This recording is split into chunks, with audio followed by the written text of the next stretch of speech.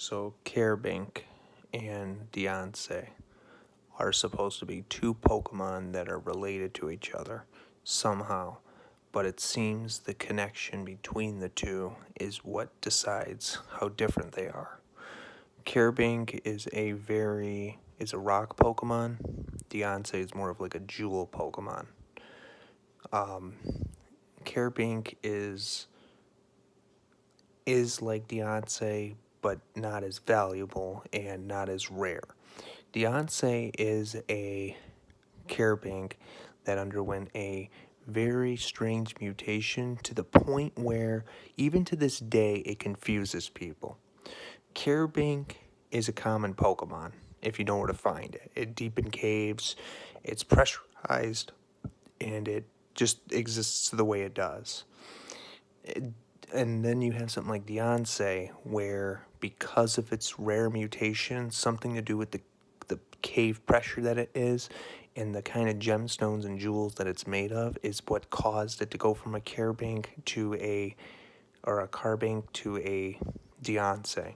So it wasn't just born that way, but it evolved somehow. See, now this video, we're going to kind of talk about how that Pokemon was able to change, and why I believe that's the whole reason why Diancie is a mythical legendary. It's just trying to explain the why they don't evolve process. See, if lore wise it's supposed to be, it's unsolved, hence that's why it's so rare, and that's why it's kind of impossible to really figure out what specifically would evolve a Carbink into a Diancie. See, what I think a lot of people have mentioned before is they're right about the mutation part. The mutation part was supposed to be so rare that the Pokemon evolved into a Diancie, but never in the games though. See, I think what happens is that it'd be like a rare gemstone that you find that we evolve other Pokemon through radiation. Like for example, like Eevee. Eevee's a weird Pokemon. It can evolve in any one of its Eevee evolutions with a specific stone or a certain setup, and then its genetics change drastically. Well, because Carbink doesn't necessarily evolve into Diancie, I think what could they could do if they wanted to evolve it into a mythical legendary, if they figured it out, is it would have to be a certain elemental stone that would evolve Diancie from a Carbink, not a level evolution. Kind of like how Glaceon and Leafeon, there's that Moss Stone, and then you have that Glacier Stone that was introduced in Gen 4. And that's what evolved those Pokemon in, like your Eevee and a Glaceon, or into your Leafeon. And it would be no different than with like a Carbink. You know, there would have to be like a certain stone somewhere, or a certain elemental stone that could cause Carbink to evolve into Diancie in order to, but that's what makes it so rare and extremely different, is that there was that Carbink that evolved into a Diancie, and then all the Carbinks gathered around the Diancie, but as they say in the Pokedex, it pays no heed, very little attention to the Carbinks that are jealous of it, and that's why they made it her queen, even though they look like they're genderless Pokemon, because we've never figured out what gender they are. They're just, it's still in the process, rather, as well as Diancie being a different type of Pokemon. Now, but here's where it gets interesting, though. Is it possible that at one point they could have evolved into each other?